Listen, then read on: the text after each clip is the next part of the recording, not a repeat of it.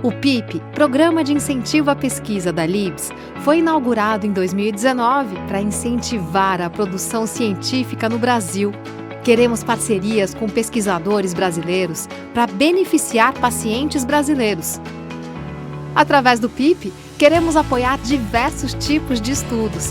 E para conhecer o nosso programa, você pode acessar o site do PIP e conferir os critérios para a submissão.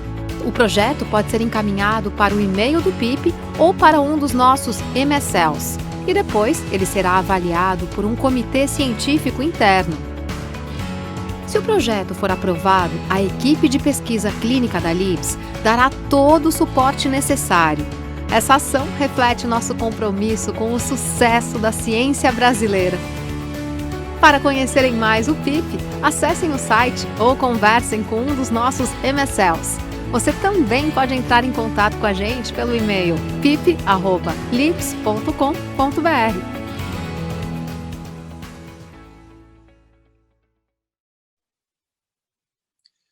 Olá, boa noite a todos que estão acompanhando. Essa é mais uma edição do Encontros de Pesquisa Clínica, uma iniciativa do Projeto de Iniciação à Pesquisa Clínica, Incentivo à Pesquisa Clínica da LIBS, organizado para vocês pelo time científico e de pesquisa da LIBS.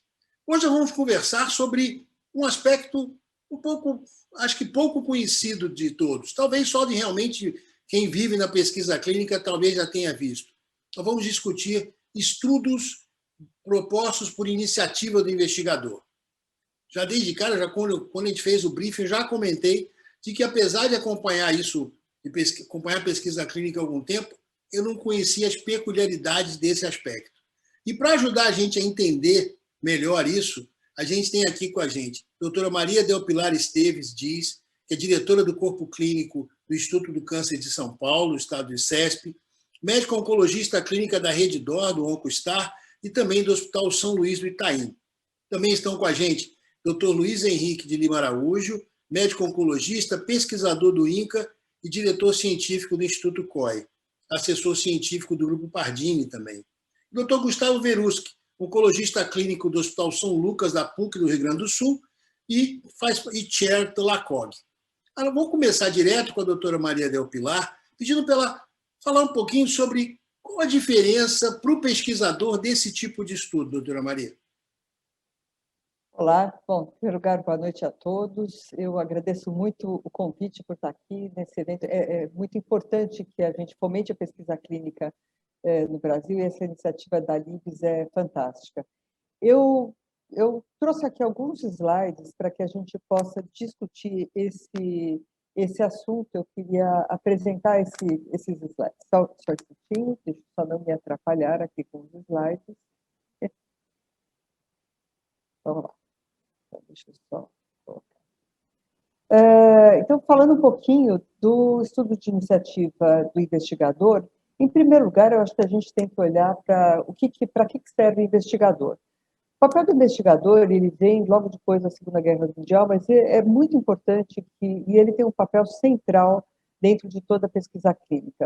Já é conhecido de todos situações que nós vivenciamos no século passado por conta da não regulamentação da pesquisa. Então, aqui a gente tem alguns exemplos interessantes, a heroína, né, como um xarope para tosse que foi vendida pela Bayer, mais de 100 pessoas que morrem nos Estados Unidos em 1932 por conta de um xarope para resfriado que tinha dietileno glicol, a questão dos homens negros, né, com sífilis, que foi um estudo conduzido nos Estados Unidos de 1932 a 1972, que avaliou a história natural da doença, numa era onde nós não tínhamos penicilina e essas pessoas podiam ter sido curadas. E eu tenho certeza, e aqui a gente tem alguns exemplos da Segunda Guerra Mundial, do Holocausto, então, reanimação de membros congelados, estudos com gêmeos, infecções produzidas em membros, né, tuberculose em crianças, estudos com malária. Eu tenho certeza que quem participou desse tipo de iniciativa, na verdade, não achava que era antiético. E hoje, olhando para trás, ou não achava que estava fazendo alguma coisa errada. Olhando para trás, a gente sabe o quanto isso pode ser desastroso. Então, o pesquisador tem um papel central na pesquisa, mas ele precisa ser regulamentado. O papel do pesquisador começa a aparecer de uma maneira mais clara já no Código de Nuremberg. Em 46 teve o Tribunal Militar Internacional de Nuremberg, 20 de 23 médicos que foram julgados, ele condena 20 médicos como criminosos de guerra. Quer dizer, ele responsabiliza esses indivíduos pela condução da pesquisa e pelo dano que foi produzido para esses, pelo dano que eles provocaram nas pessoas. E ele estabelece algumas questões interessantes, a questão do consentimento voluntário, necessidade de estudos prévios, análise de riscos e benefícios, a liberdade do sujeito de pesquisa em se retirar do projeto, e ele coloca já uma questão para o pesquisador, que é, ele precisa ser qualificado para conduzir a pesquisa.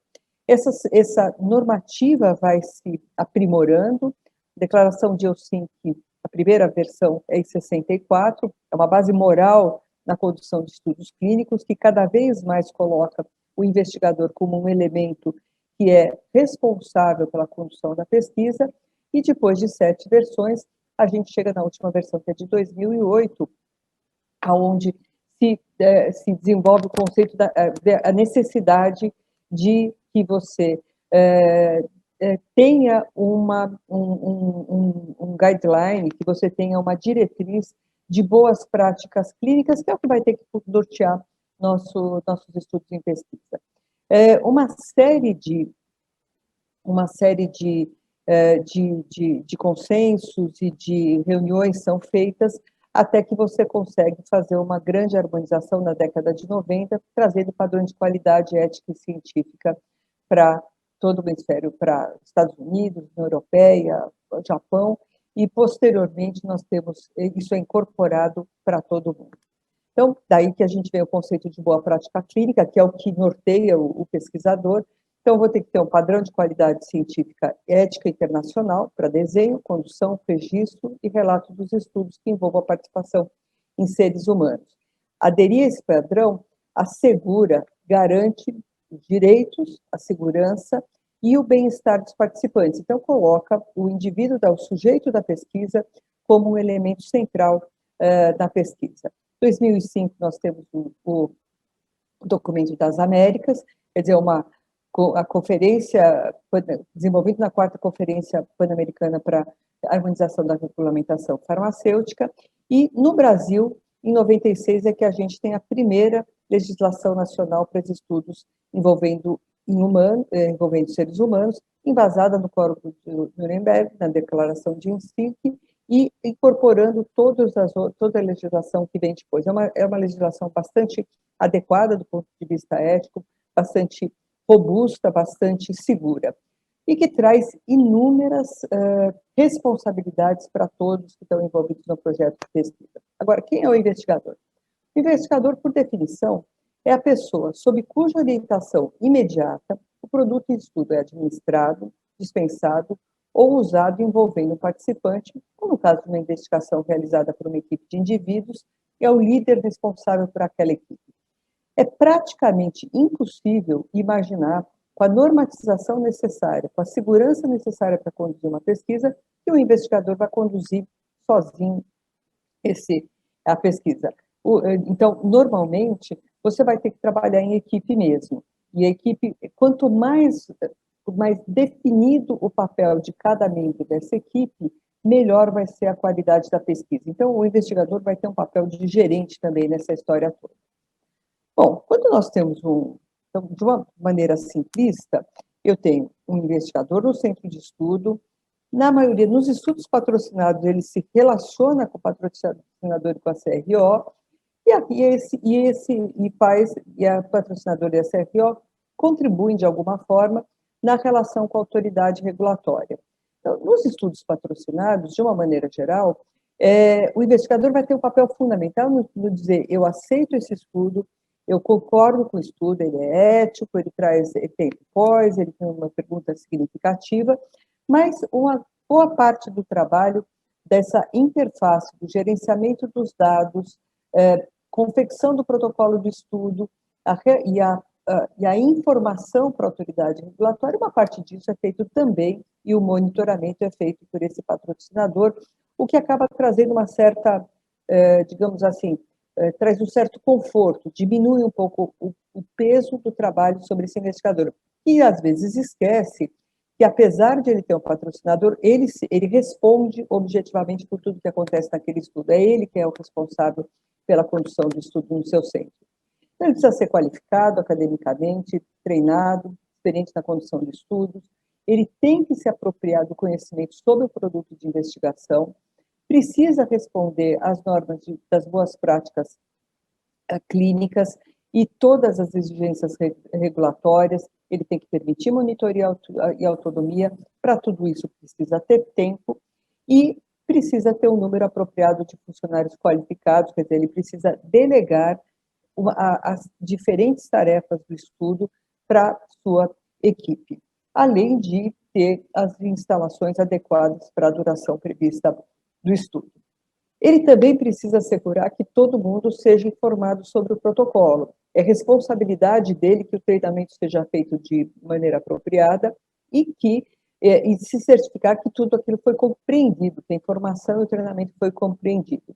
Tem que obter aprovação e parecer favorável pelo CEP, manter a adesão ao protocolo, não alterar nem se desviar do protocolo, tem uma responsabilidade final na medicação disso tudo, e ele tem que ter um contrato.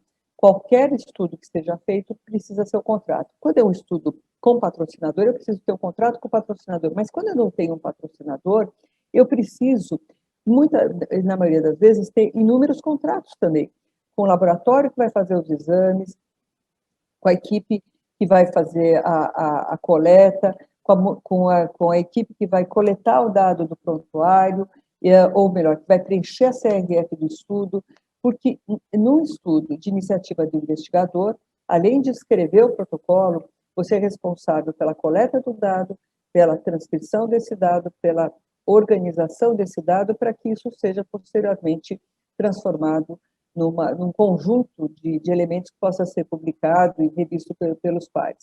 Então, o investigador é responsável por todas essas etapas. Também é responsável por reportar todos os eventos adversos graves, obter o TCLE, lógico, antes de começar qualquer pesquisa com o paciente, e fornecer para dados que sejam precisos, completos, legíveis, atuais e que sejam compatíveis. O que está na CRF tem que estar também dentro do documento fonte, documento do origem. O patrocinador funciona como um grande facilitador e, na ausência do patrocinador, o investigador vai ser responsável por fazer tudo isso que o patrocinador tradicionalmente faz nos estudos patrocinados. Então, o patrocinador precisa ter uma equipe qualificada para condução, manuseio, verificação dos dados, análise estatísticas e preparo do relatório do estudo. O patrocinador precisa selecionar o investigador e instituições, proporcionar seguro ou indenização para eventos adversos que foram decorrentes da droga ou do procedimento que você está investigando, exceto se for uma má prática do profissional, acompanhar a segurança referente aos produtos de investigação. Então, com frequência, nós temos comitês de segurança independentes que vão estar monitorando esse estudo. Então, se você não tem um patrocinador, é importante que a sua instituição faça esse monitoramento constante da segurança do estudo. Então, esse comitê tem que ser criado e o patrocinador também tem que notificar os investigadores e autoridades regulatórias sobre descobertas que possam afetar a segurança dos pacientes. Então, olhando um pouco mais completamente um estudo clínico, eu tenho um investigador que, de fato, ele é o grande responsável pela condução do estudo, mas então, ele tem uma ligação direta e exclusiva com os participantes de estudo e com o comitê de ética. Então, essa é uma responsabilidade direta dele. Muitas vezes com algum grau de assessoria pelo patrocinador, por conta do patrocinador já ter feito o TCLE, ter escrito o protocolo, ter escrito como é que você vai conduzir, então isso é uma facilitação muito grande. O patrocinador faz a intermediação com a CRO, com os laboratórios centrais e com o Comitê de Monitoramento e Segurança do Dado, e ele faz uma intermediação com as autoridades regulatórias locais, no caso de um estudo nacional, e exterior, e fora do país, quando você está trabalhando com um estudo multicêntrico. Quando nós não temos a figura do patrocinador, o investigador vai ser o responsável por fazer a relação e a interface com todos esses elementos. Então, realmente você precisa, no estudo de iniciativa do investigador, ele precisa ter a certeza de que ele é capaz de desempenhar todos esses papéis. É claro que, dependendo do estudo, se é fase 1, 2, 3 ou 4, esse trabalho vai ser maior ou menor. Os estudos de fase 3 ou 4, rotineiramente, tem um número muito grande de participantes, o que torna mais difícil, mais complexa o gerenciamento desse estudo por um investigador individual.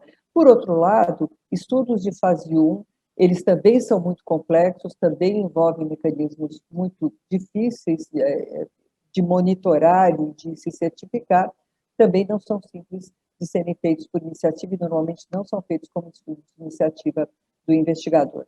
Então, na maioria, quando nós temos um estudo patrocinado, a gente vai ter uma interface muito grande entre o investigador, patrocinador e CEP, todos eles, e o amálgama dessa interface são as boas práticas clínicas. Quando nós temos um estudo de iniciativa do investigador, essa relação fica uma relação direta e os dois vão estar responsáveis, sempre ligados pelas boas práticas clínicas, mas não que a responsabilidade do investigador aumente, mas ela fica exclusiva. Você tem menos pessoas, você tem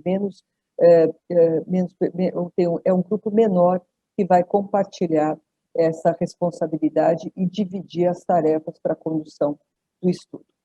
É isso que eu queria falar. Obrigado. Está aqui o meu e-mail, caso e fico à disposição para qualquer contato posterior. Obrigado, doutora Maria. Bom, agora eu quero ouvir do doutor Luiz Araújo como é que fica essa posição, então, do investigador que vai, na verdade, trocar o chapéu, segundo ele mesmo, vai trocar o chapéu, vou roubar a frase já de cara, vai trocar o chapéu para passar o chapéu, né? Como é que faz isso, Luiz? Bom, Luiz, agradeço você, agradeço a Libs também pelo convite, e que ótima introdução a gente teve aí pela Pilar, Maria del Pilar. Eu já vou compartilhar aqui logo, eu também tenho alguns poucos slides para ilustrar aqui o que eu tenho para contar aqui para vocês. Então, o primeiro aspecto é isso, né? Isso aqui é a introdução. O primeiro aspecto é isso, a gente tem que pagar, né? A Maria del Pilar mostrou muito bem a complexidade do que é quando você não tem um patrocinador que iniciou o projeto. É um projeto da sua cabeça, frequentemente é uma demanda que a sua instituição ou a literatura, né, no nosso caso aqui a oncologia, uma resposta, uma pergunta não respondida, que pode ser uma pergunta não respondida internacionalmente, mas às vezes é uma pergunta da instituição, né? Às vezes você tem a droga A, a droga B, e aí, a droga A ou a B tem diferença fazer uma para outra, né? E aí você tem que responder aquilo, né? E tudo isso tem custos, né? Então, é engraçado que vários colegas, eu já ouvi de vários colegas, né, que pesquisa não precisa de dinheiro, né? Vamos juntar aqui, a gente faz aqui o levantamento dos dados, né? A gente tem que ter dinheiro sim, né? Tem que ter dinheiro sim, inclusive para pagar todo, né, não só as terapias, né, mas os recursos humanos que vão ser utilizados e investidos ali. Então, tem que ter dinheiro. E eu fiquei perguntando por que me chamaram para dar a aula do dinheiro, né? Então, eu tenho que falar isso, como financiar seu projeto. Então, eu não sei se é porque eu já fui marcar reunião com a Libs para pedir dinheiro, o que pode ter acontecido muito provavelmente. Então, eu sou um passador de chapéu nato, tá? E aí eu comecei com esse slide aqui. Quando eu fiz o meu pós-doc em Ohio, no meu primeiro ano em Ohio, por acaso eu ganhei um apelido no laboratório que era ATM, que são essas máquinas de banco 24 horas. Eu apliquei para tanto grant, porque eu precisava de ganhar dinheiro para pagar meu salário e para pagar minha pesquisa. Então, eu já tinha aplicado para vários grants no Brasil, eu estava lá com grants que eu tinha conseguido, então eu estava me autofinanciando, E, basicamente, eu consegui tanto dinheiro, que eu tenho dinheiro até hoje nos Estados Unidos. Se eu quiser voltar para lá, eu ainda tenho dinheiro para fazer pesquisa e para pagar meu salário por uns 2 anos. Então, eu acho que eu tenho um pouquinho de legitimidade para discutir o assunto. Então, aqui uma introdução, né?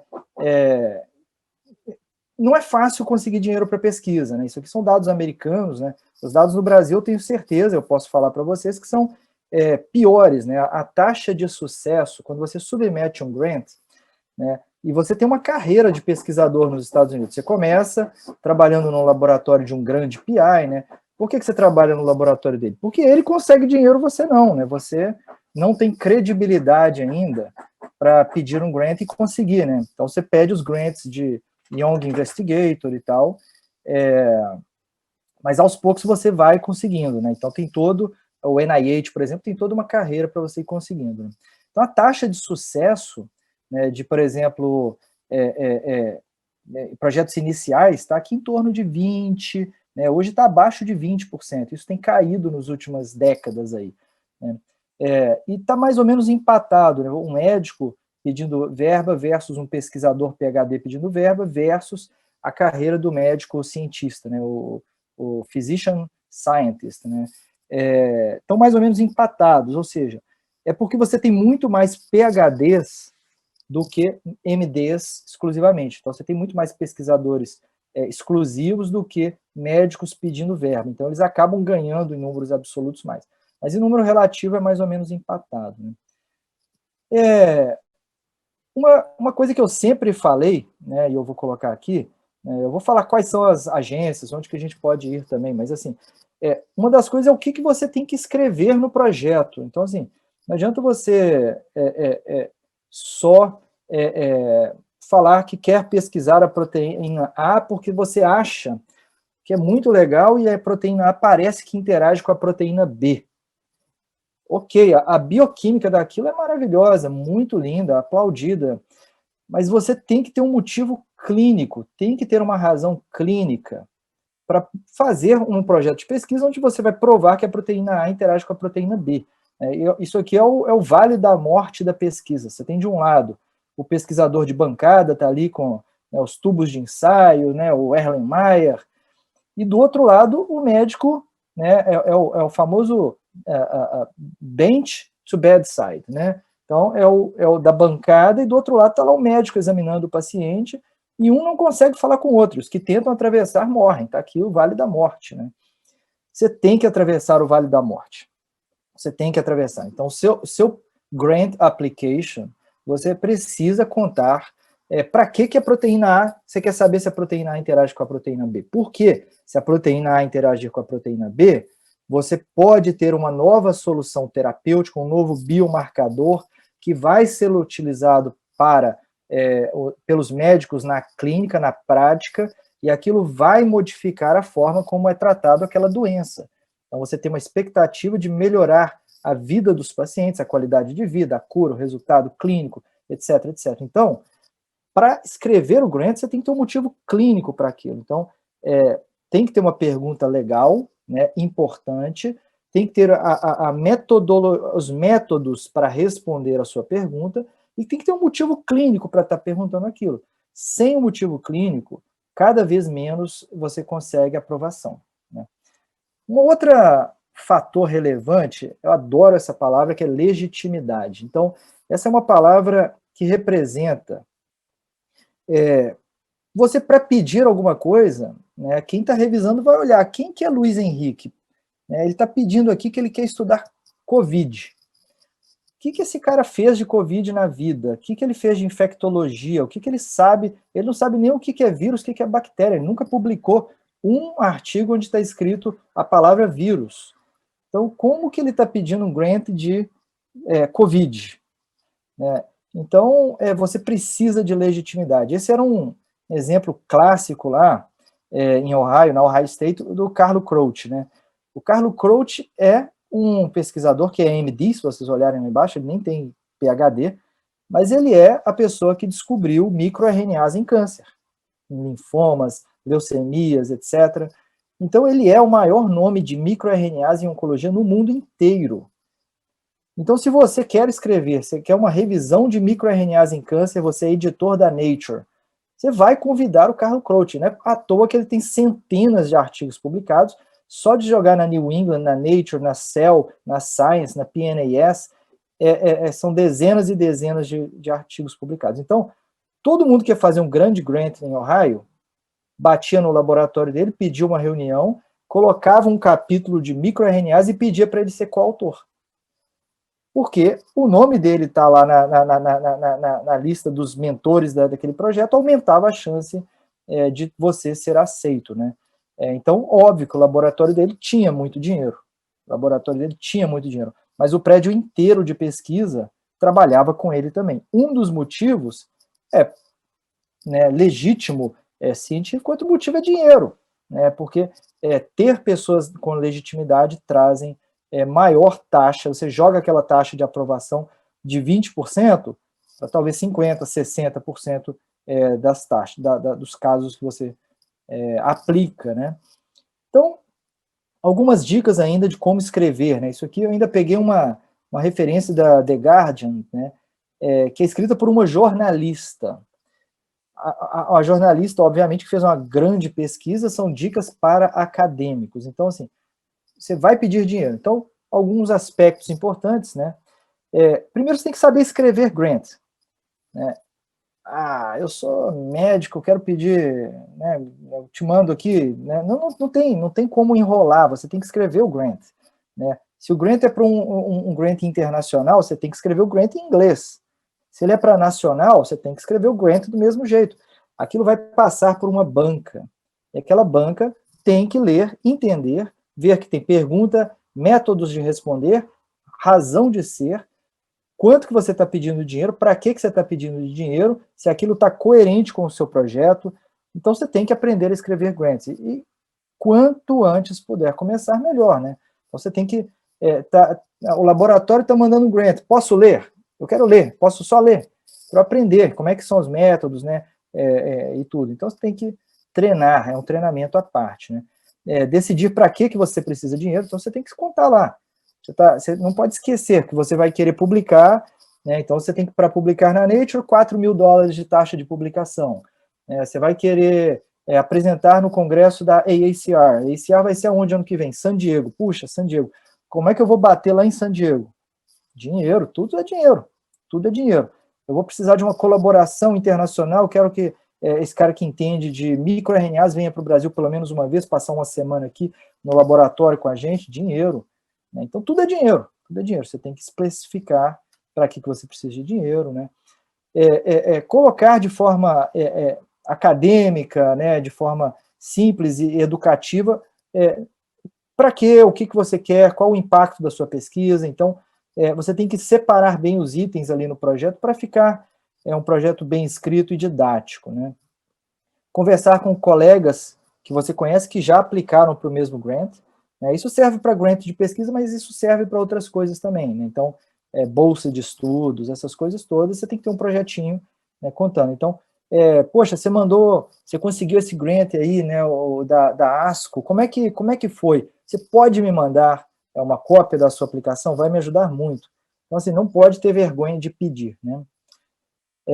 Ficar focado, evitar jargões, né? Os revisores não gostam muito de palavras que não fazem sentido. Então, você tem que explicar objetivamente o seu projeto, falar com os colegas interdisciplinares. Quanto mais interdisciplinar, mais rico o seu projeto. Então, conversar com eles, ver se cada um deles lê o projeto, se faz sentido para todo mundo. Nem sempre o revisor é um revisor especialista em oncologia torácica, não sabe o que é um EGFR, por exemplo. Então, você tem que explicar didaticamente para o revisor, né? Não ter medo de perguntar, né? Esses grants têm, geralmente, fontes que você pode tirar dúvidas, perguntar para a gente fora da academia, né? Chega em casa e pergunta para alguém que não é da sua área de expertise, pede alguém para ler, né? Alguém que não está envolvido no seu projeto. A gente faz isso no laboratório. Eu estou aqui com o meu projeto, isso é recurso útil para manuscrito, artigo é a mesma coisa. Antes de mandar o seu artigo, você pede um colega que não está envolvido no projeto para ler o artigo. Se ele ver erros no projeto, é a sua chance de passar, corrigi-lo antes de submeter. No grant é a mesma coisa. Se for rejeitado, não desista, né? Eu tenho casos de bolsas que eu consegui pela terceira vez, né? Que eu mandei um ano, não consegui, mandei no segundo ano, mandei no terceiro ano. Todo mundo sabe que eu ganhei. Ninguém sabe que eu perdi 2 anos seguidos, que eu só consegui no terceiro. Também use o direito de responder caso você não seja aprovado de cara, né? Então, assim, a gente está no Brasil. Né? O segundo slide são sobre fontes nacionais. Vou começar sobre as fontes internacionais. Né? Então, buscar colaboração internacional pode ser um ponto-chave para vencer vários obstáculos. Então, a ASCO, né? A ASCO agora a fundação chama Conquer Cancer Foundation. A ASCO tem várias possibilidades de grants e bolsas de pesquisa para jovens investigadores. Então, poxa, mas vai tudo para os Estados Unidos. Verdade. Vai 95% para os Estados Unidos. Internacionais tem tipo 20 aplicações e dão uma por ano. Tá? Se você não tentar, não vai ser você que vai conseguir. Então, tem da ASCO, as sociedades, então, no meu caso aqui, pulmão, a gente tem a IAUSC, né, que tem várias bolsas de pesquisa, várias outras fundações internacionais que têm bolsas de pesquisa, principalmente se você tiver um mentor fora, ou se você tiver um contato fora, seu projeto, mesmo sendo no Brasil, você tem a cabeça da legitimidade que eu contei lá no início. Então, colaborações internacionais são fundamentais, mesmo que o projeto vá ser feito exclusivamente no Brasil. Né? O RTC tem bolsas de pesquisa, ESMO tem bolsas de pesquisa, a ECO tem bolsas de pesquisa, a AACR tem bolsas de pesquisa. Então, tem que ficar de olho nesse tipo de oportunidades, né? Eu já consegui grants da ASCO, já consegui da IAUSC, já consegui da ACR, já consegui da ECO. Então, assim, é possível. É difícil, se você não tentar, você nunca vai conseguir. Né? E fontes nacionais. O Gustavo vai falar especificamente do LACOG, mas, por exemplo, eu tenho um grande projeto, uma pergunta que eu acho que é muito legal, o pessoal da minha instituição está muito animado, conversei com alguns líderes aí de outros lugares que querem participar. Né? Uma das oportunidades, procura o LACOG. O Gustavo vai falar isso, procura o LACOG. Poxa, eu estou com esse projeto, não sei nem onde que eu procuro verba. Né? Tem gente lá que vai te ajudar nos caminhos. Né? Você precisa de colocar uma boa pergunta ali e ele vai conseguir catalisar via LACOG, eventualmente, que esse projeto seja coordenado pelo LACOG. Né? E aí, mais uma vez, você não tem a CRO que a Maria Del Pilar falou, mas você pode ter uma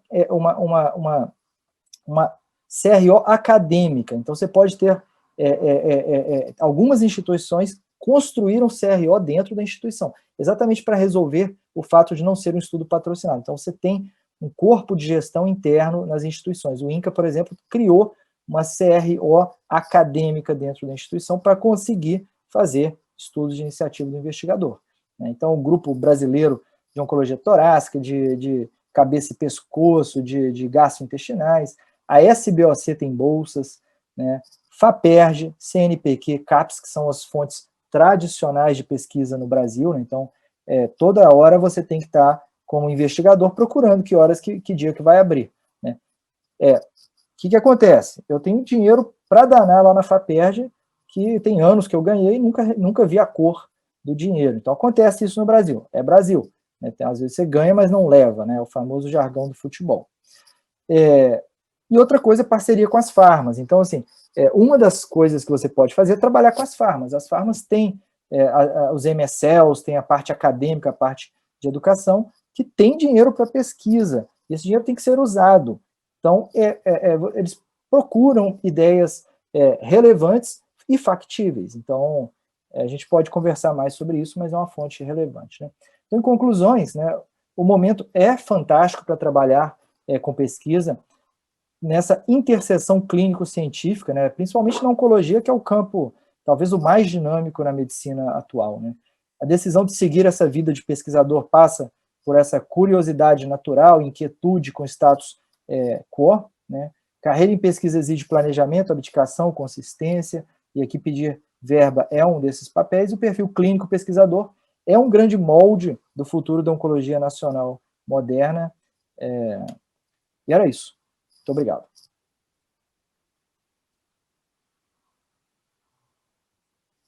De volta com você, Luiz. Obrigado. Obrigado, Luiz. Bom, a gente está vendo um monte de coisa que você tem que fazer para conseguir começar a pensar nisso, que, aliás, foi até já uma das perguntas que a gente recebeu. Eu quero chamar agora o Gustavo Veruschi para ele falar um pouco para a gente, principalmente sobre esse projeto, grande projeto colaborativo que é o LACOG, que é um jeito um pouco diferente, talvez, de se fazer pesquisa, e até mesmo dentro do LACOG já nasceram iniciativas diferentes também, assim, inéditas de financiamento. Gustavo, o que você pode falar para a gente disso? Boa noite, obrigado a todos pelo convite. Eu vou dividir com vocês alguns slides e vou explicar algumas coisas em relação à pesquisa clínica, né? Eu vou falar basicamente sobre desenvolvimento de estudos para pacientes, tá?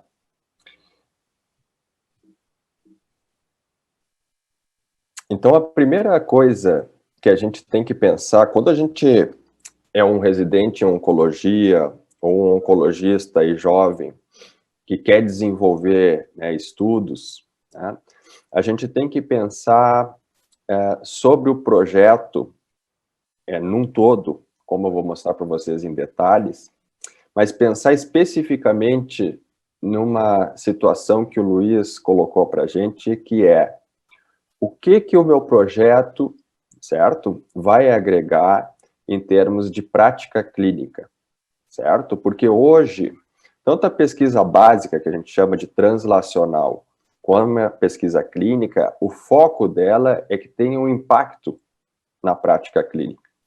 Então, a gente precisa desenvolver um projeto que seja interessante, né, para os pacientes e para os médicos. Aquilo que o Luiz comentou antes, por exemplo, de testar um marcador X, Y, né, sem nenhuma hipótese, né, ou evidência mais importante, né, no futuro, isso está sendo deixado de lado em países como Estados Unidos e Europa. Basicamente, esse tipo de projeto não passa. Tá? Então, na parte de pesquisa clínica, eu estou mostrando para vocês um slide aqui, sobre o desenvolvimento de uma molécula, certo? Vocês têm aí em torno de 5 a 10 mil componentes, certo? A gente tem uma pesquisa pré-clínica, em torno de 200 componentes tem sucesso. Depois a gente passa para uma pesquisa clínica, que tem as suas fases de 1, 2, 3, como vocês conhecem bem, até a aprovação. Então, por que eu trouxe esse slide? Porque o desenvolvimento de uma molécula para uma indústria, independente do seu tamanho, certo? Ela é demorada e ela é custosa. Então, toda vez que vocês pensarem em desenvolver um estudo com uma medicação, né, especialmente uma medicação nova, vocês têm que ver se esse estudo de vocês vai ser potencialmente aplicado ou vai gerar uma hipótese para no futuro ser aplicado em alguma indicação, certo? Porque existe um risco muito grande, né, nas companhias farmacêuticas de desenvolvimento de droga, porque a maioria delas, como eu estou mostrando para vocês, não é aprovada, certo? E para os pacientes também é muito importante que a gente faça esse período de desenvolvimento o mais rápido possível.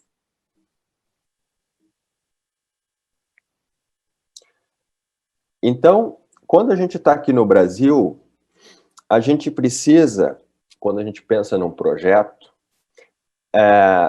imaginar qual é a população de pacientes que a gente tem, certo?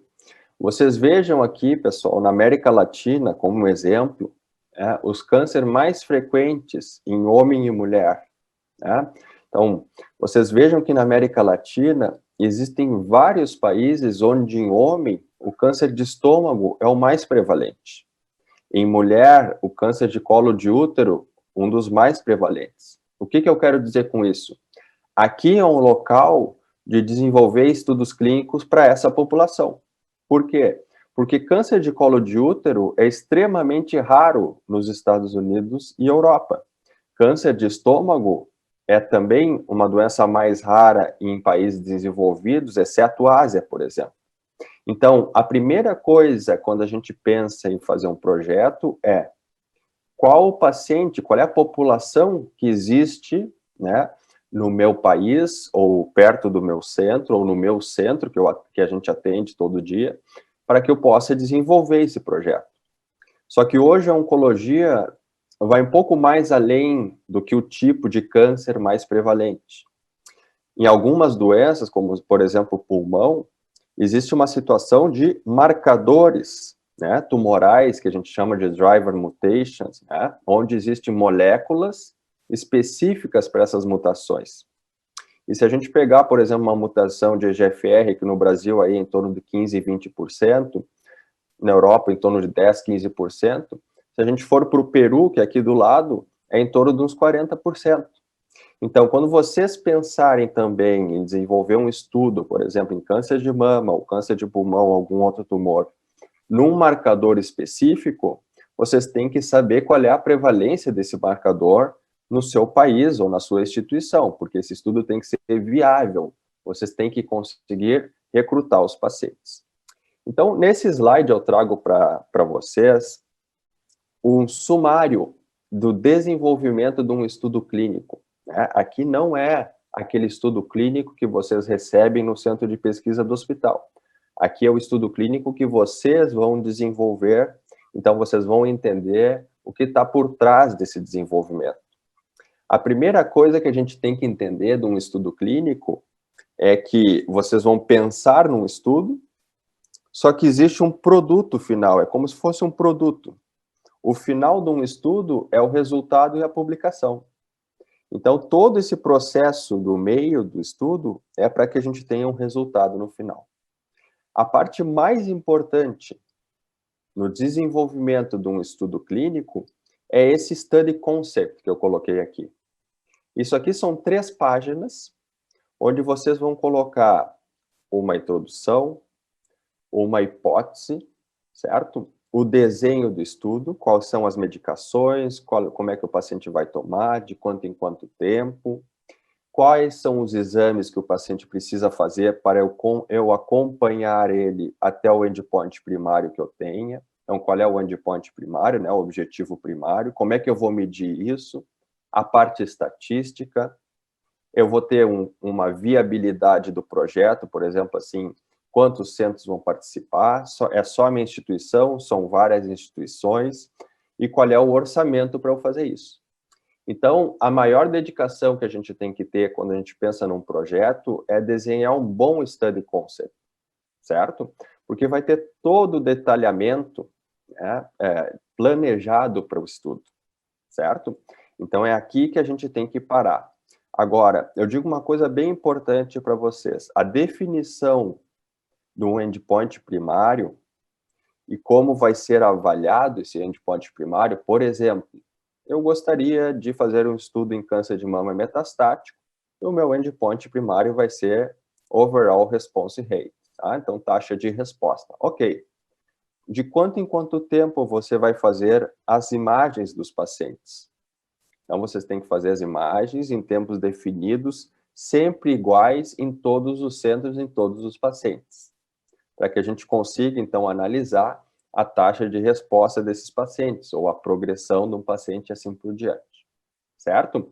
Então, com esse study concept bem feito e com um orçamento, vocês conseguem fazer a submissão desse projeto para essas agências de fomento que o Luiz colocou, mas especialmente se forem trabalhar com novas drogas, para as indústrias farmacêuticas, que elas têm, todas elas, uma plataforma, a maioria delas tem uma plataforma online, onde os investigadores de qualquer parte do mundo, vocês não precisam falar com ninguém, vocês vão lá na plataforma, fazem a submissão do seu conceito, com orçamento, tudo direitinho.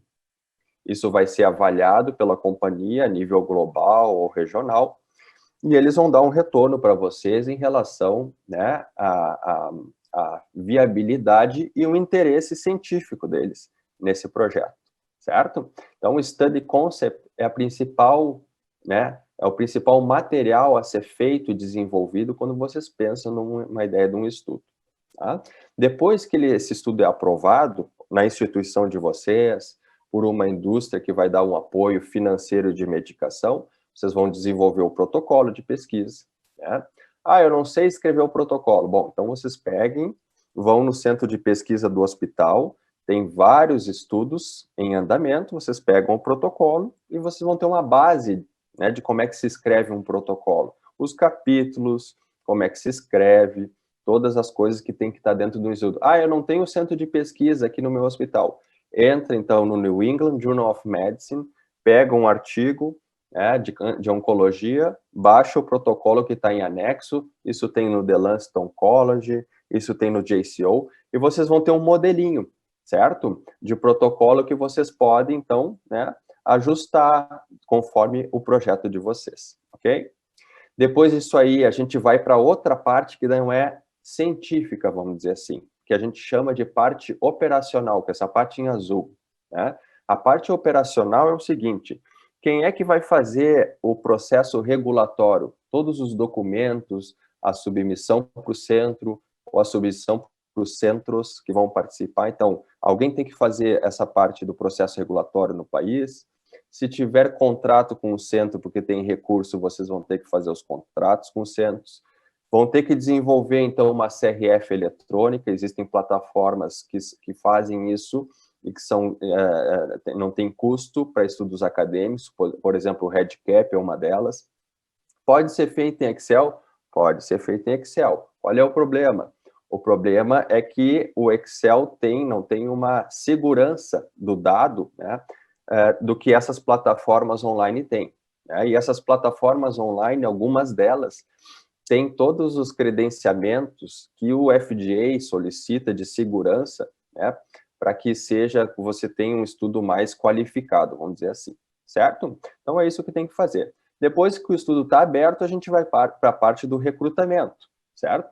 Começa a incluir, os pacientes começam a ser incluídos, e vocês vão ter alguém, né, que vai começar a verificar os dados, né, se tem consistência, se a idade do paciente está 150 anos, alguma coisa está errada. Então, alguém tem que olhar os dados e avaliar a consistência e a qualidade. Isso pode ser também feito monitoria nos centros e assim por diante. No final, os dados são congelados, né, que é esse data lock, e a gente passa todo esse banco de dados para o estatístico fazer o seu relatório, fazer as análises estatísticas, entregam para vocês o relatório, vocês apresentam em congresso, né, ou fazem as publicações que têm tecido, ok? Então, aqui eu coloco para vocês, como investigador, 3 opções para participar de um estudo clínico. A primeira, Investigator Initiated Research. O que é isso? Eu submeto um conceito, como eu mostrei para vocês, para uma empresa, uma indústria que tem a molécula X, que eu quero testar em câncer de mama. Eles aprovam, me entregam a medicação, tem o recurso que eu pedi e eu faço todo o manejo, né, esse full management aqui, toda a operação do estudo até o final. Isso que o LACOG faz hoje para o investigador, faz toda essa operação, né, que é essa demanda que tem aí em relação ao desenvolvimento do projeto. Outra coisa que pode acontecer, pessoal, vocês estão num congresso na ASCO, vocês conhecem algumas pessoas de outros grupos internacionais, por exemplo, o SWOG, e um investigador do SWOG chega para vocês e diz assim: por que vocês não participam lá no Brasil do meu estudo? Aí vocês podem fazer um estudo de intergrupo, que é isso, vocês têm um grupo no Brasil, ou vocês têm uma instituição que quer participar desse estudo, e vocês então trazem esse estudo para o Brasil. O que é trazer para o Brasil? É fazer essa parte operacional regulatória, de contratos, de acompanhamento no Brasil, incluir os pacientes e assim por diante, certo? E por último, né, é quando vocês podem vir a entrar em estudos da indústria, certo? Se vocês são um expert na área, ou estão, né, desenvolvendo pesquisa numa certa área, vocês podem ser convidados pela indústria, por exemplo, a ser parte de um comitê científico internacional de algum estudo a ser desenvolvido. Então, vocês podem contribuir cientificamente para esse projeto. No final vocês vão ter uma publicação também, vão ser autores e assim por diante. Tá? Bom, aqui eu coloco alguns grupos de pesquisa. O que esses grupos fazem? Basicamente, eles são, né, uma rede de investigadores que querem desenvolver seus grupos, né, querem desenvolver estudos na sua área. Por quê? Eu vou dar um exemplo para vocês, pessoal. O LACOG está fazendo um estudo com imunoterapia em câncer de pênis, certo? Por quê? Porque a gente é um dos países que tem a maior prevalência de câncer de pênis no mundo, certo? No Norte e Nordeste. Então, se tem um lugar que vai fazer esse tipo de estudo com medicação nova, é aqui. Não é na Europa nem nos Estados Unidos, entende?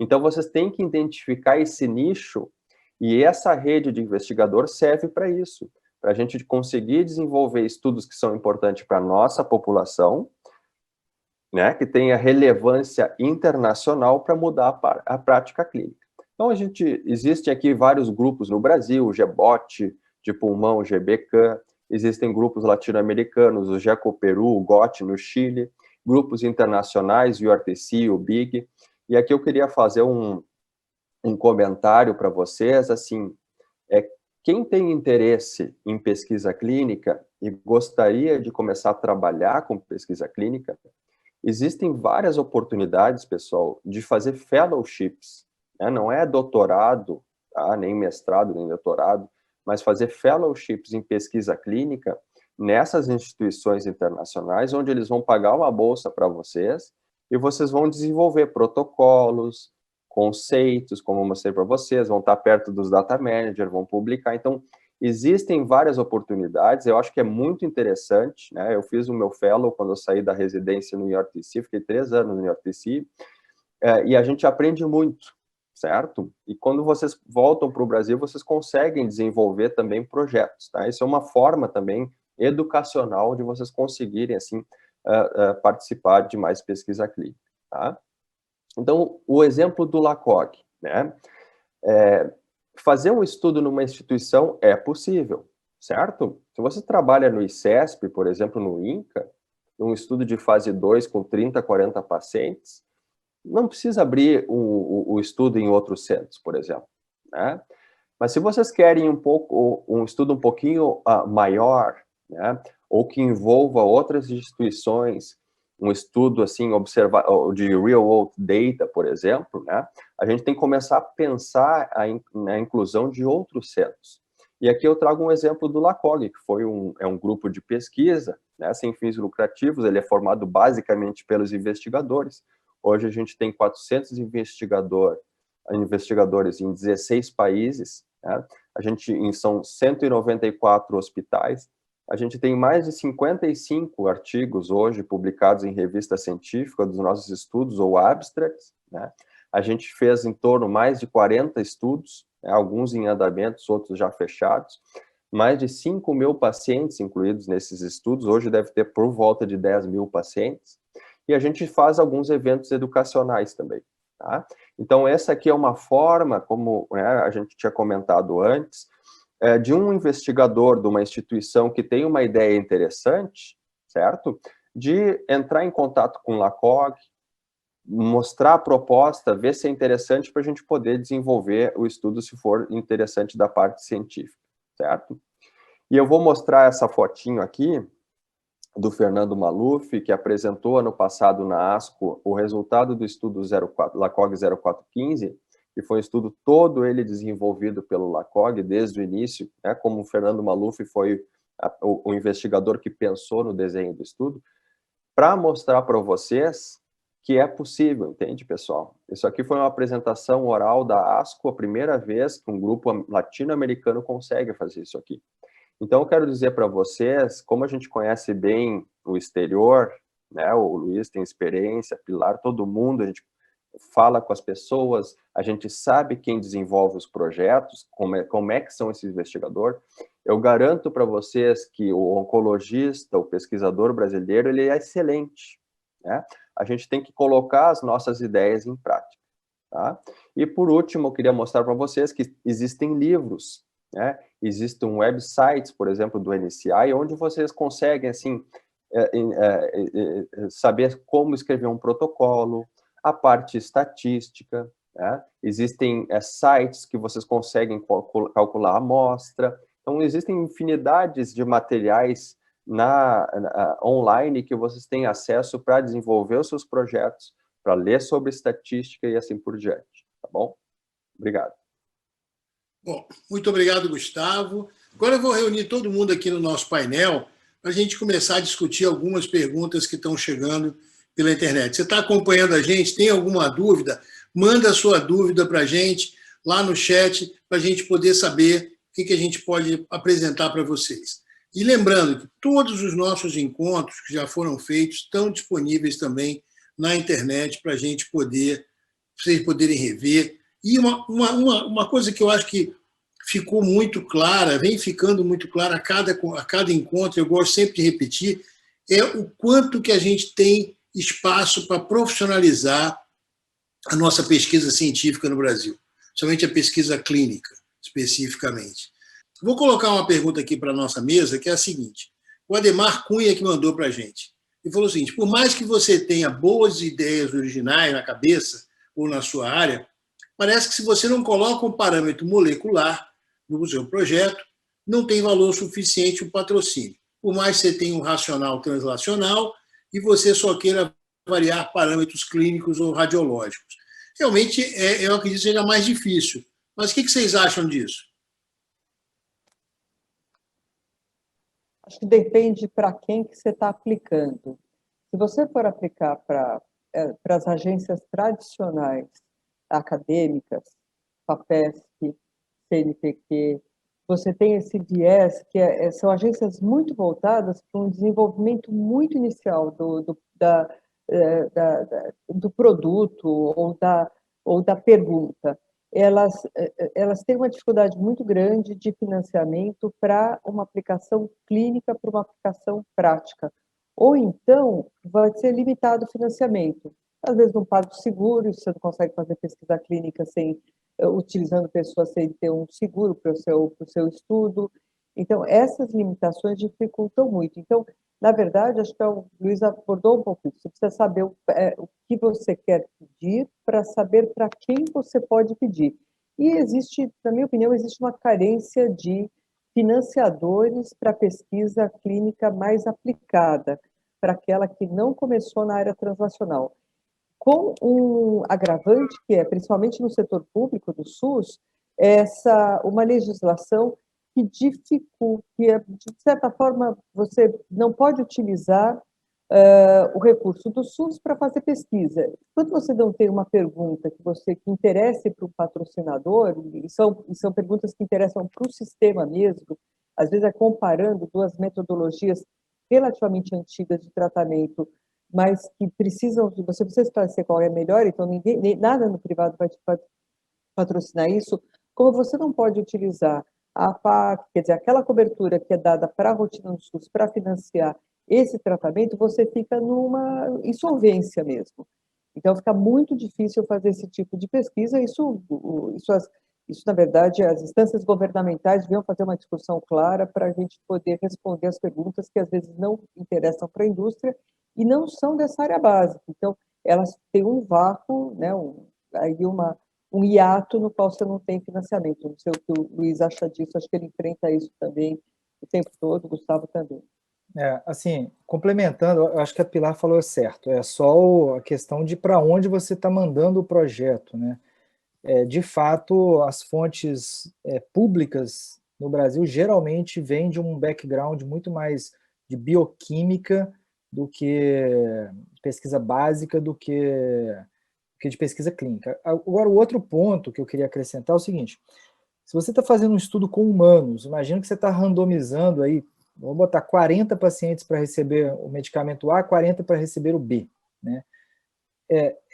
Também é desperdício você tá fazendo um estudo intervencionista e você não pensar no máximo de informações que você pode tirar, né? Então, por exemplo, qualidade de vida.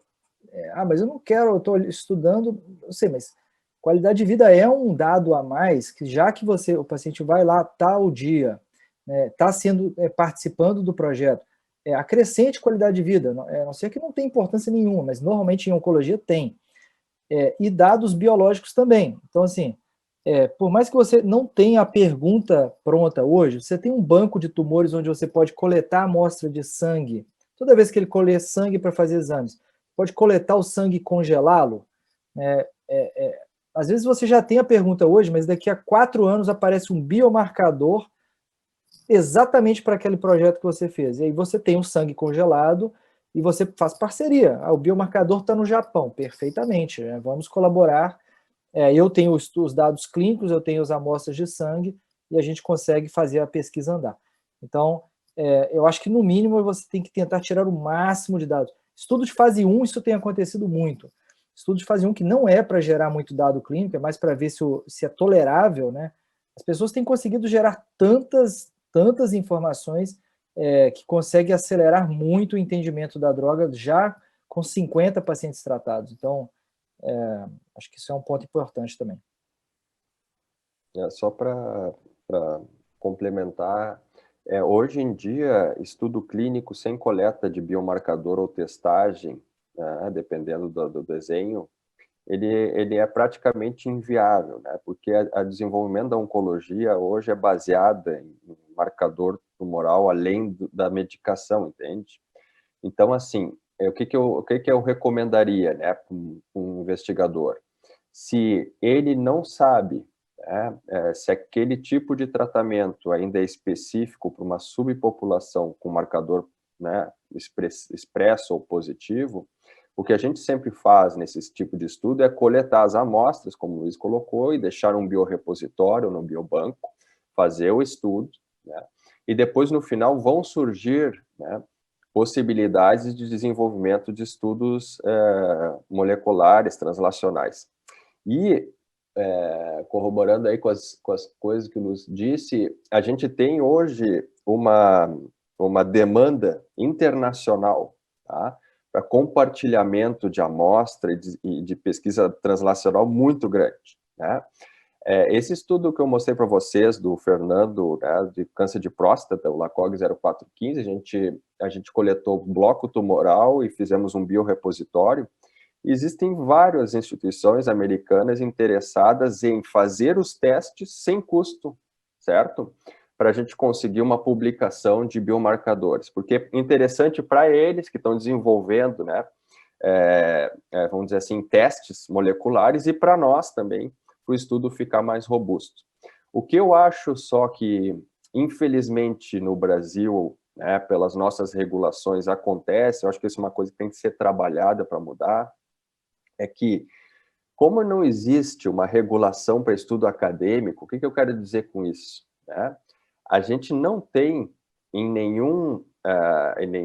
não tem por regulação a possibilidade de usar o sistema, né, para aqueles tratamentos standard of care. Então, o que é isso? Né? Aquilo que é standard of care não tem custo, certo?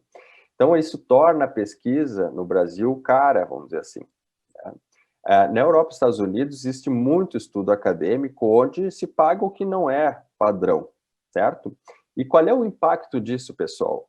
O impacto disso, no final, é que tu diminui num país como o Brasil, que precisa inovação. Quando tu deixa a pesquisa cara, você não consegue inovar. Como é que um investigador, vamos dar o exemplo, né, do nosso colega que fez a pergunta, se está no interior de Minas Gerais, numa instituição pequena e quer fazer um estudo maior, como é que ele vai fazer isso, certo? Como é que um Brasil vai fazer um estudo de radioterapia com técnica nova, menos tempo de tratamento, para os pacientes não ficarem viajando 150 quilômetros por 3 semanas, viaja só uma, entende? Então, a gente precisa criar no Brasil um ambiente, certo? De desenvolvimento de pesquisa clínica mais favorável, entende? Academicamente mais barato. Eu acho que esses aspectos foram levantados, são super relevantes e batem até com o que a gente viu no nosso último encontro. Ficou uma preocupação muito grande, até pelo fato de que a gente descobriu aqui conversando que as nossas amostras para pesquisa genética de pacientes de câncer vão para fora para fazer que os exames sejam feitos, né? E é muito bom que a gente tenha essa possibilidade já hoje em dia, mas a gente não está recebendo de volta, por exemplo, os dados brutos dos resultados. Eu fiquei chocado de descobrir isso. Afinal de contas, daqui a pouco você vai ter um monte de gente fora do Brasil sabendo mais de paciente com câncer brasileiro do que a gente mesmo. Esse tipo de coisa a gente tem que realmente brigar para melhorar. E eu queria perguntar uma coisa que veio na linha dessa pergunta do colega. Dá para a gente pensar, por exemplo, um pouco fora da caixinha, e já que não temos... Ele falou muito dos critérios clínicos e radiológicos, por exemplo. Daria para a gente utilizar também outras fontes de financiamento do tipo, vamos fazer com a indústria de devices, com a indústria de pesquisa de aparelhos de diagnóstico, métodos de diagnóstico, que estão evoluindo de maneira muito rápida e, principalmente, né, eu sou mais ligado à área da cardiologia e da emergência, a gente tem visto desenvolvimento de devices para se usar com celular. Quer dizer, a gente talvez tenha uma oportunidade de negócio aí, como dizendo assim, para utilizar essas coisas meio fora da caixinha. O que vocês acham? A experiência que a gente tem tido no INSESP é interessante. A Pharma, ela, quando te procura para fazer uma pesquisa, em geral, ele te procura para ter um medicamento novo, ele procura a instituição para fazer uma pesquisa. Então, quando você está trabalhando com pesquisa, você tem está mais consolidado no medicamento esse conceito de pesquisa.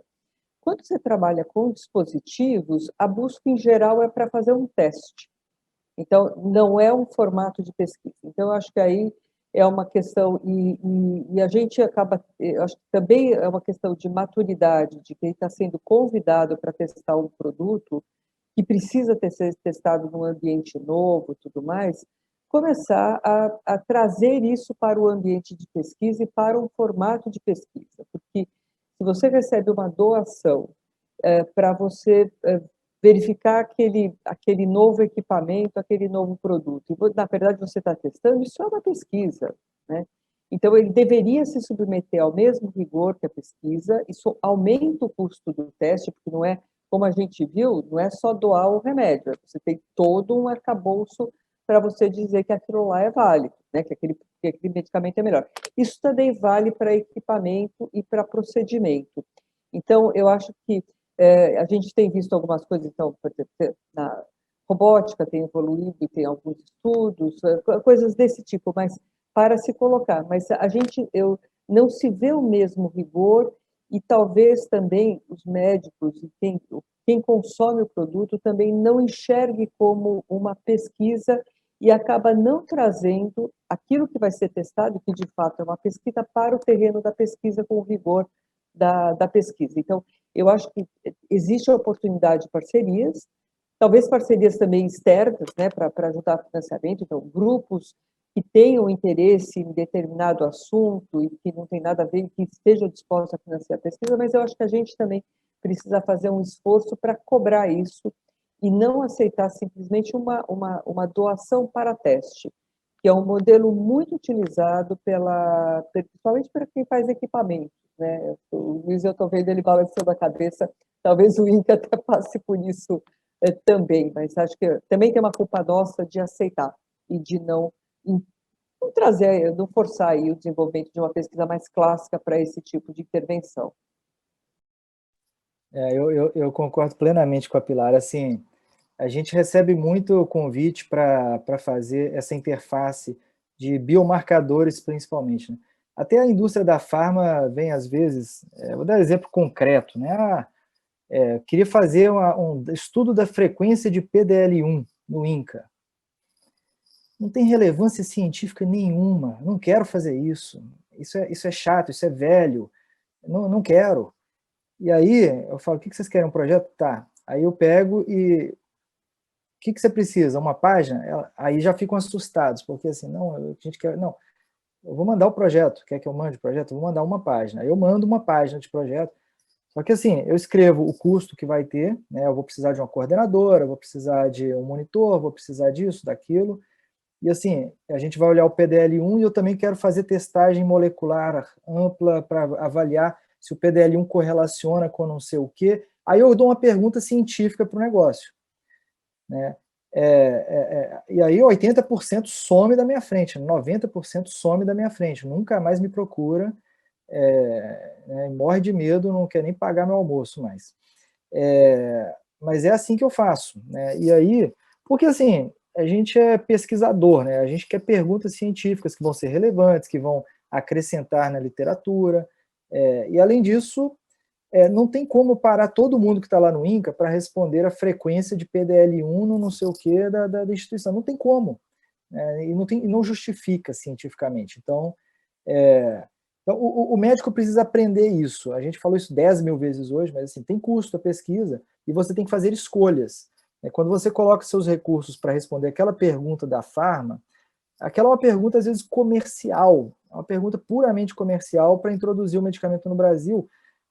E assim, cientificamente não tem relevância, então esse é meu input aí.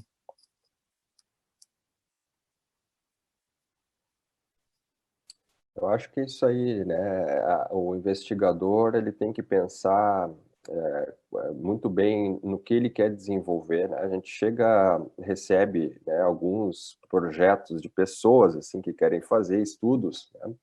Mas são estudos completamente inviáveis, certo, pessoal? Uma coisa é você ser convidado para fazer alguns testes ou devices, né, na sua instituição com pacientes, como o Luiz colocou também, né, coisas irrelevantes. E a outra coisa é vocês quererem desenvolver, né? Quando vocês quiserem desenvolver, vocês têm que pensar muito bem quanto tempo vai demorar o meu estudo, certo? Porque a gente recebe muita proposta para ser desenvolvida no LACOG, né, ou nos outros grupos, onde aquele estudo vai demorar 6, 7, 8 anos, certo? Quando vocês escolhem um endpoint para o projeto, mesmo que seja muito interessante, eu quero fazer um estudo de adjuvância de câncer de mama, porque eu acho que dar hormonoterapia mais alguma coisa é melhor que hormonoterapia, esse estudo é gigantesco, esse estudo vai ficar pronto daqui a 7 anos, 8 anos. Esse é um projeto de uma vida, né? É um projeto de uma vida. Então, uma dica muito importante para investigadores que querem fazer estudo no Brasil pensem em projetos de desenho de estudos que sejam curtos. Vou dar um exemplo: neoadjuvância de pulmão, neoadjuvância de mama, né? E que tenham endpoints com um número mais reduzido de pacientes. Porque esses são os tipos de projeto hoje mais viáveis de ser aceitos, né, pelas essas fontes de recurso, tanto a Pharma como outras agências, do que vocês chegarem com uma ideia muito interessante do estudo de fase 3, entende?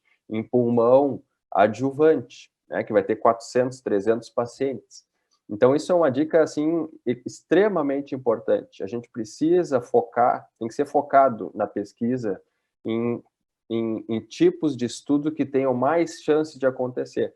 E pesquisa clínica em oncologia no Brasil com recurso a isso. São estudos menores, endpoint curto, que vocês consigam apresentar os resultados rapidamente.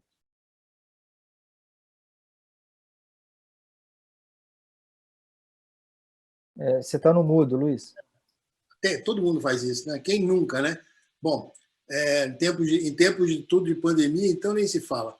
Mas, enfim, a gente está caminhando para o final. Eu acho que a gente tem algumas... Acho que eu continuo sendo bastante... enfim, acredito que a gente, até meio naif às vezes, com certeza, que a gente pode aproveitar até as coisas que foram mais complicadas, eu acho que para os oncologistas, principalmente nesse último ano e meio. Ainda vai durar mais um pouquinho. Porque, de cara, vocês vão ter uma avalanche de pacientes chegando, batendo as portas aí, quando as coisas se acalmarem, provavelmente no início do ano que vem. Então, talvez seja uma oportunidade também. Eu gosto sempre de provocar uma coisa de repente, transformar essa dificuldade numa oportunidade. Talvez não vá sair nenhum estudo fantástico de coisa muito nova, mas talvez a gente possa descobrir um jeito de atender diferente o nosso paciente. Então, uma proposta que eu acho que pode ser muito interessante, a gente já conversou aqui em outros webinários também sobre isso. Por exemplo, por que a gente não vai, o quanto a gente poderia utilizar telemedicina para agilizar o acompanhamento dos pacientes, para abrir espaço no nosso acompanhamento do dia a dia. garanto que vai ter gente interessada em patrocinar esse tipo de coisa, que não é um estudo, vamos dizer assim, molecular, não vai talvez mudar o conceito de tratamento em termos de droga, mas com certeza para o Brasil pode mudar o jeito de tratar o câncer, pelo menos para facilitar como é que a gente vai lidar com esse tsunami de pacientes que vem depois da pandemia. Fica aqui uma ideia, talvez, para vocês que estão aí na linha de frente da pesquisa, desenvolver isso. Vamos pensar, olha, acoplar isso aí, como é que isso vai impactar na frente, comparar com o atendimento tradicional, enfim, não sei. Ficou aqui uma ideia na minha cabeça. Eu gosto sempre de ficar inventando coisa para vocês, porque vocês são os especialistas. Eu sou aqui só para tentar facilitar a conversa. Gente, uma coisa importante para dizer para vocês. A gente está com a nossa transmissão gravada. Eu vou contar isso agora para os nossos panelistas. Só a gente ouviu essa conversa maravilhosa que a gente teve agora nas últimas 2 perguntas. Essa discussão foi gravada, está disponível. A gente pede desculpas para quem estava acompanhando, porque a plataforma deu uma travadinha, mas está tudo gravado e a gente espera que todo mundo assista e vamos divulgar bastante isso para as pessoas verem. Eu quero deixar aqui meu agradecimento à participação de vocês. A palavra é de vocês para o nosso encerramento, por favor.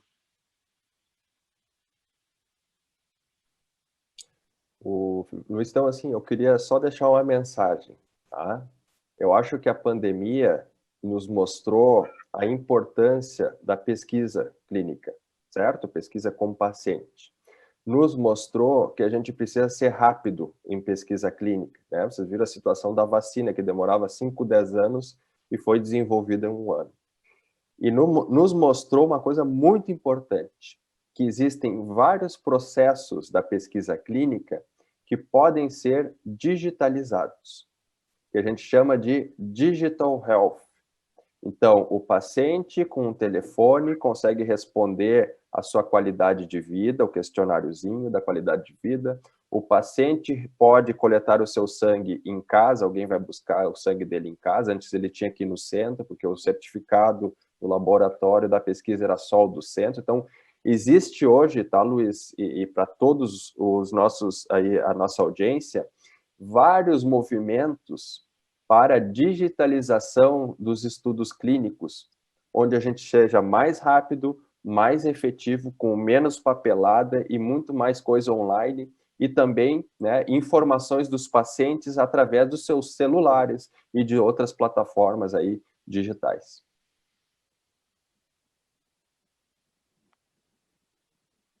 Bom, acho que a pesquisa clínica acho que é fundamental no desenvolvimento da ciência e a pandemia mostra isso para a gente. Só é possível você avançar e tratar mais pessoas e tratar de uma maneira correta e não desperdiçar esforços se você programar pesquisa clínica.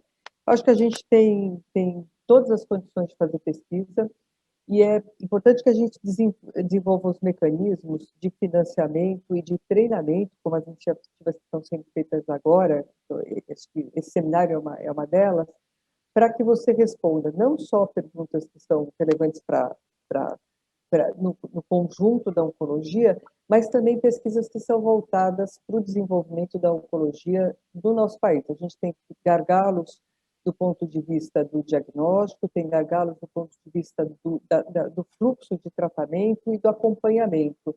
E a gente tem que fazer as pesquisas para poder adequar os tratamentos modernos e melhorar esses gargalos. Então, acho que a gente precisa desenvolver, a gente tem um time que faz translacional muito bem, a gente tem cientistas excelentes no país, tem excelentes clínicos e precisa juntar todo mundo para poder trabalhar em todas essas áreas, porque a pesquisa pode ser desenvolvida em todas as etapas do tratamento, desde a fase pré-clínica até a fase pós-tratamento. Então, acho que é isso que a gente tem que construir nos próximos anos, ou consolidar, porque nós já temos vários grupos trabalhando de maneira muito boa no país, mas a gente tem que consolidar e desenvolver cada vez mais. Bom, eu também agradeço ao convite, a Libs, foi uma honra, um prazer estar aqui com o Luiz Correia, com a Maria Del Pilar, com o Gustavo Verutsky. Minha mensagem também é essa: a pesquisa faz parte da oncologia moderna, ela não é mais uma opção.